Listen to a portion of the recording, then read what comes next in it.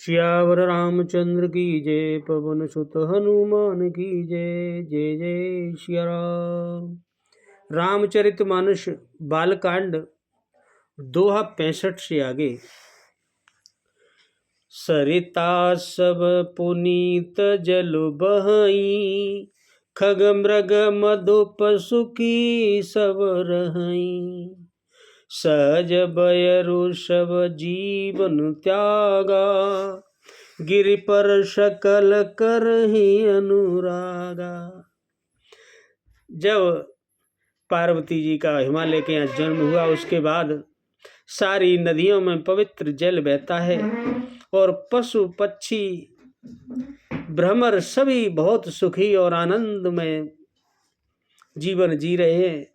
सब जीवों ने अपना स्वाभाविक बैर छोड़ दिया है। उनका जन्म होते ही आपस में बैर छूट गया है और उस पर्वत पर सभी परस्पर प्रेम से रहने लगे।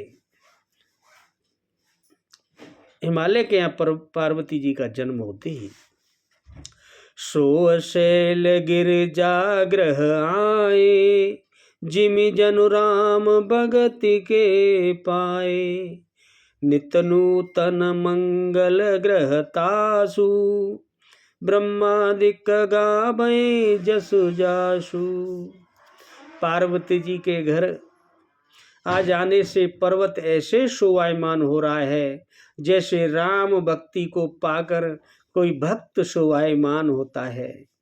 उस पर्वतराज के घर नित्य नए नए मंगलोत्सव होते हैं, रोज नए नए धार्मिक कार्य हो रहे हैं, जिसका ब्रह्मा आदि बड़े यश गाते हैं, बहुत कीर्ति हो रही है। नारद समाचार सब पाए, कौतुक कहीं गिर गे सिदाए। शैलराज बड़ आदर कीना, पद पखारे बरयासनु दीना। नारद जी को जब पता चला, जब नारद जी ने सब समाचार सुने तो वे कौतुक कहीं से हिमाचल के घर पधारे, पहुंच गए।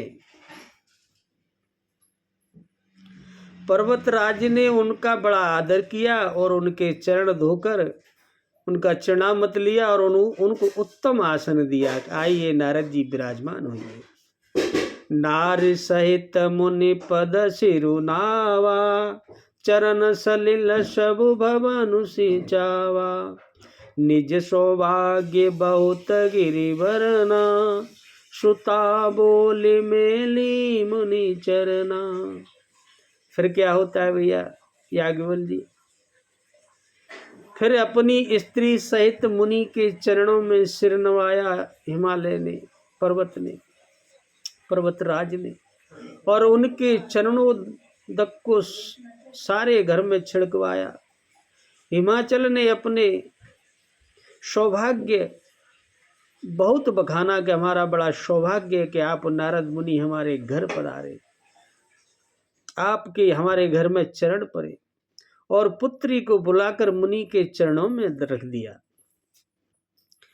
त्रिकालज्ञ सर्वज्ञ तुम, गति सर्वत्र तुम्हारे रामा। गति सर्वत्र तुम्हारे, कौ सुता के दोष गुण। मुनिवर हृदय विचार, मंगल भवनय अमंगल हरि रामा। द्रवौ सुदशरथ अजर बिहारी सिया रामा। और उनके पैरों में रखकर उनसे पूछने लगे और कहा, हे मुनिवर, हे नारद जी, आप त्रिकालज्ञ और सब कुछ जानने वाले हैं, सर्वज्ञ हैं, आपकी सर्वत्र पहुँच है, आप सब जानते हैं। अतः आप हृदय में विचार कर बताइए कि हमारी कन्या के इसके क्या गुण हैं, क्या दोष हैं, हमें बताइए प्रभु, इसके जीवन के बारे में।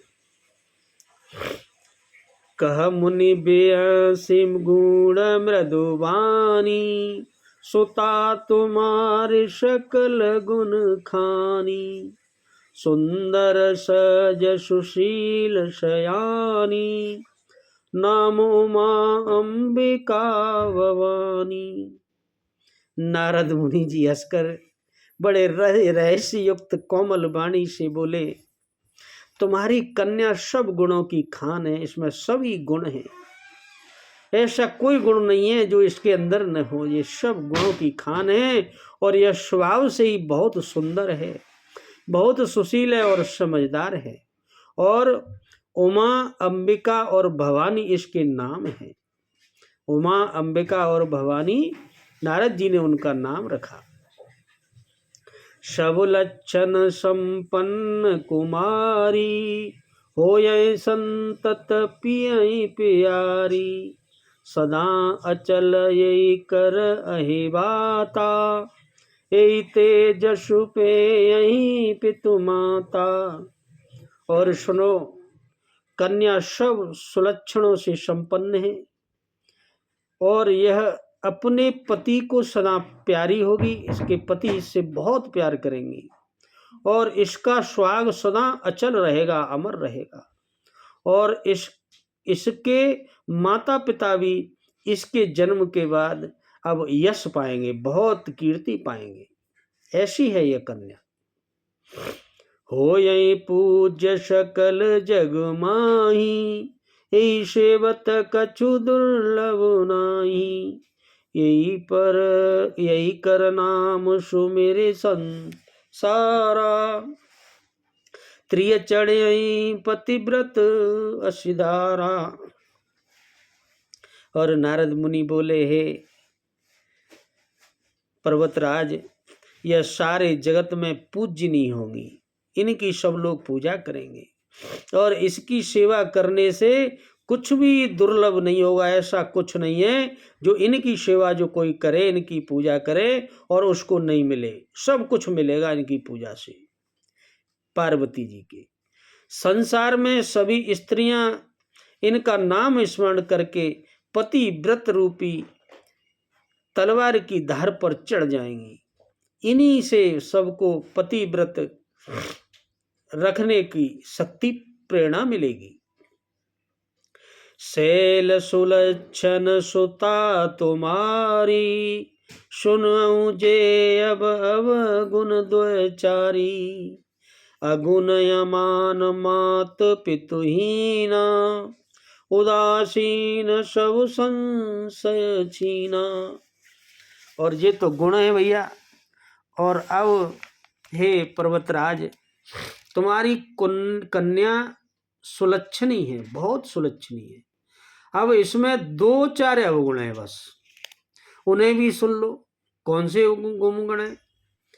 गुणहीन, मानहीन, माता पिताहीन, विहीन और उदासीन और संशयहीन यानी लापरवाह। गुणहीन, मानहीन, माता पिता विहीन, उदासीन और संशयहीन यानी लापरवाह, ये इनके अवगुण हैं। जोगी जटिल काम मन, नगन अमंगल बेसुरामा, नगन अमंगल बे, अस स्वामी यही कहाँ मिले, परिहस्त सिरे एक मंगल भवन, अमंगल हरि रामा, द्रवौ सुदशरथ अजर बिहारी सिया रामा। और नारद जी बोले, क्या बोले? इनका पति कैसा होगा?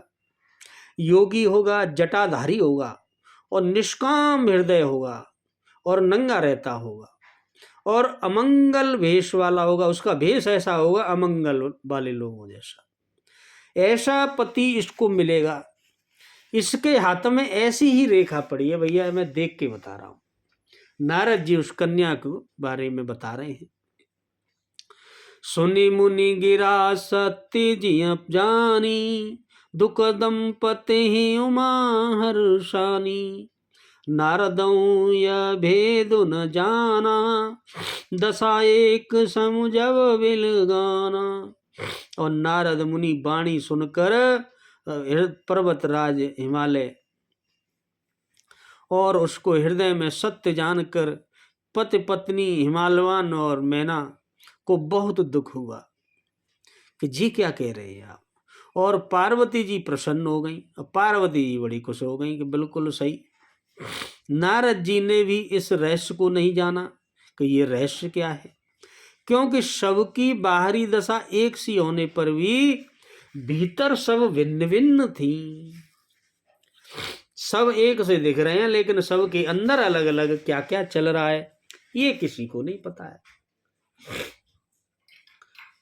सकल सखी गिरजा गिरि मैना, पुलक शरीर भरे जल नैना, हुई न मृषा देव ऋषि भाषा, उमा सुबचन हृदय धरे राखा। सारी सखियां पार्वती जी, पर्वतराज हिमालयवान और उनकी माँ पत्नी मैना, पार्वती जी की माँ मैना, सभी के शरीर पुलकित थे और सभी के नेत्रों में जल भरा था, आंखें भर आई। देव ऋषि के वचन असत्य नहीं हो सकते, यह भी सबको पता था। यह विचार कर पार्वती ने उन वचनों को हृदय में धारण कर लिया। पार्वती ने तो उन वचनों को हृदय में धारण कर लिया, कहो ऐसा ही पति चाहिए। उपजेऊ शिव पद कमल सनेऊ, बिल मिलन कठिन मन भा संदेहु, जान को अवसर प्रीति दुराई, सखी उछंग बैठी पुन जाई। उन्हें शिवजी के चरण कमलों में स्नेह उत्पन्न हो गया, उनसे प्रेम हो गया, परंतु मन में यह संदेश हुआ कि उनका मिलना बड़ा बहुत कठिन है।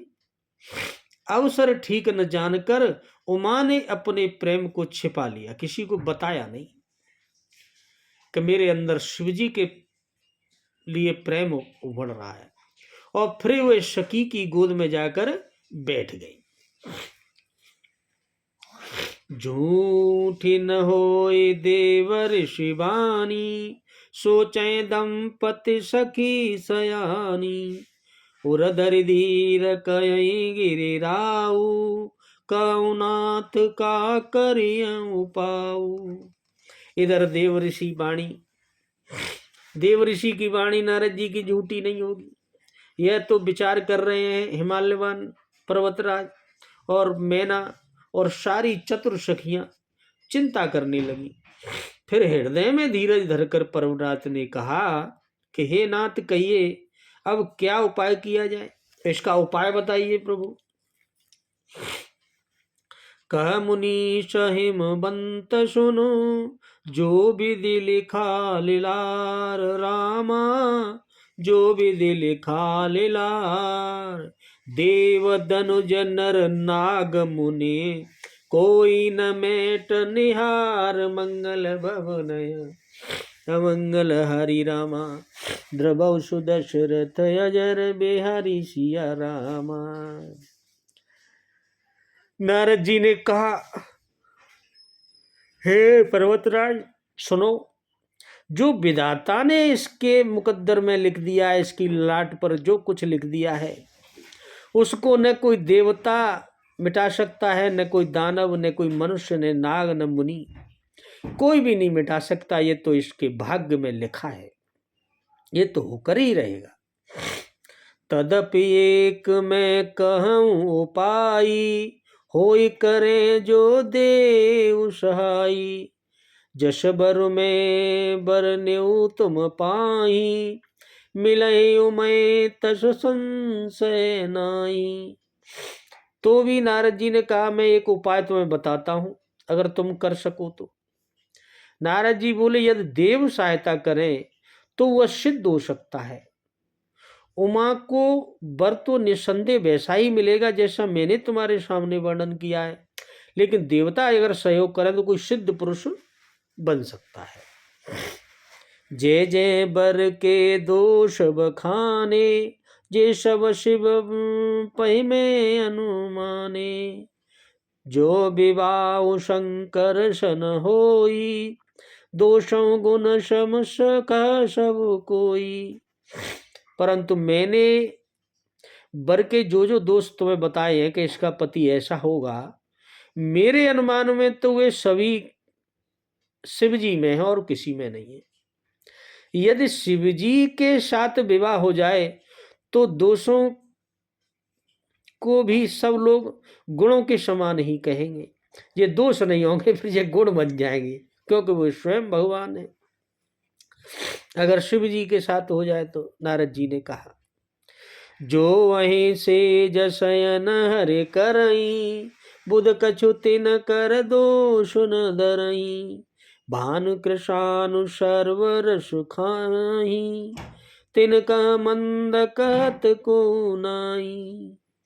वैसे जैसे भगवान विष्णु भगवान शेषनाग की सैया पर सोते हैं तो भी पंडित लोग उनको दोष नहीं लगाते। सूर्य और अग्निदेव अच्छे बुरे सभी रसों का भक्षण करते हैं, परंतु उनको कोई बुरा नहीं कहता। ऐसे ही शंकर जी हैं। शुभ अरु अशुभ सलिल सब बहाई,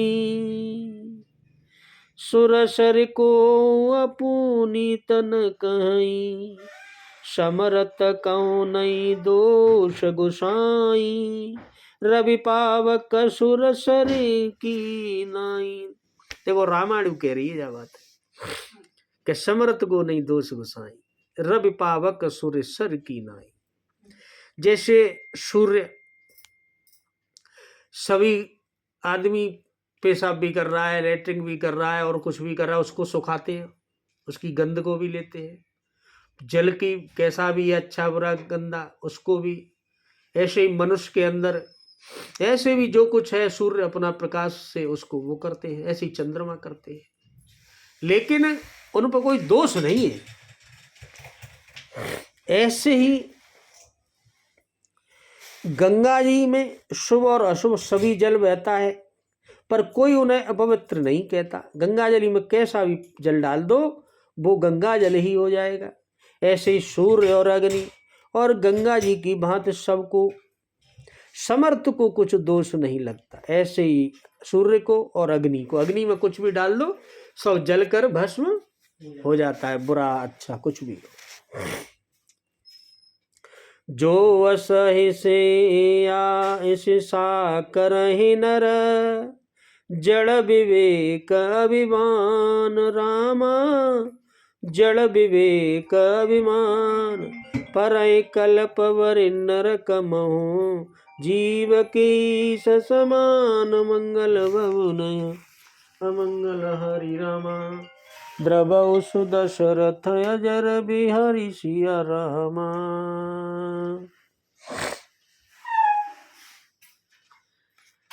यदि मूर्ख मनुष्य ज्ञान के अभिमान से इस प्रकार होड़ करते हैं तो वे कल्प भर के लिए नरक में पड़ते हैं। भला कहीं जीव भी ईश्वर के समान यानी सर्वथा स्वतंत्र हो सकता है? नहीं हो सकता। ईश्वर ईश्वर है, होड़ करते हैं बस। सुरसर जल कृत बारो ने जाना, कबौ न संत करई ते पाना, सुरसर मिले सुपावन जैसे, ईशयनी शयंतर तैसे। गंगा जल से भी बनाई हुई मंदिरा को जानकर संत लोग कभी उसका पान नहीं करते, पर वहीं गंगा जी में मिल जाने पर जैसे पवित्र हो जाती है। ईश्वर और जीव में भी वैसा ही भेद है। शंभु सहज समरत भगवाना, यही विवाह सब विधि कल्याणा, दुराराध्य पे आई महेशु, आशुतोष पुनि किए कलेशु। ऐसे ही शिव जी सहज ही समर्थ हैं, क्योंकि वे स्वयं भगवान हैं। इसलिए इस विवाह में सब प्रकार का कल्याण है। परंतु महादेव जी की आराधना बड़ी कठिन है। फिर भी कलेश यानी तप करने से वे बहुत जल्द प्रसन्न हो जाते हैं, संतुष्ट हो जाते हैं। अगर उनका कोई करता है तो बहुत जल्दी प्रसन्न होते हैं भोलेनाथ। जो तप करे कुमारी तुम्हारी, भाभी अमेट सकै त्रिपुरारी, यद्यपि बर अनेक जग माई, यही कहा शिव तज दूसर नाई। यदि तुम्हारी कन्या तप करे तो त्रिपुरारी महादेव जी होनहार को मिटा सकते हैं। यद्यपि संसार में वर अनेक हैं, पर इनके जैसे, इनके लिए शिवजी को छोड़कर दूसरा वर नहीं है। शिवजी शिवजी वरदायक प्रणतारति भंजन, कृपा सिंधु सेवक मनरंजन। इच्छित फल बिनु शिवय पुरादे, लयन कोटि जोग जप सादे। शिवजी वर देने वाले हैं, शरणागतों के दुखों का नाश करने वाले हैं और कृपा के समुद्र हैं, सब पर कृपा करने वाले हैं और सेवकों के मन को प्रसन्न करने वाले हैं। जो उनके सेवक हैं उनको सदा प्रसन्न रखते हैं। शिव जी की आराधना किए बिना करोड़ों योग और जप करने पर भी वांछित फल नहीं मिलता है। और कितना भी योग और जप कर लो, शिव जी की आराधना बिना करे मनवांछित फल नहीं मिल सकता है। अस कहे नारद सुमिर हरे, गिर जय दीन यसीस रामा, गिर जय दीन यसी। होय कल्याण अब संशय तजऊ, गिरीश मंगल भवनय अमंगल हरि रामा। द्रवौ सुदशरथ अजर बिहारी सिया रामा। ऐसा कहकर भगवान का स्मरण करके नारद जी ने पार्वती जी को आशीर्वाद दिया और कहा कि हे पर्वतराज, तुम संदेह का त्याग कर दो, अब यह कल्याण होगा, अब यही होगा जो हम कह रहे हैं। बोलो सियावर रामचंद्र की जय, पवन सुत हनुमान की जय। जय जय सिया राम।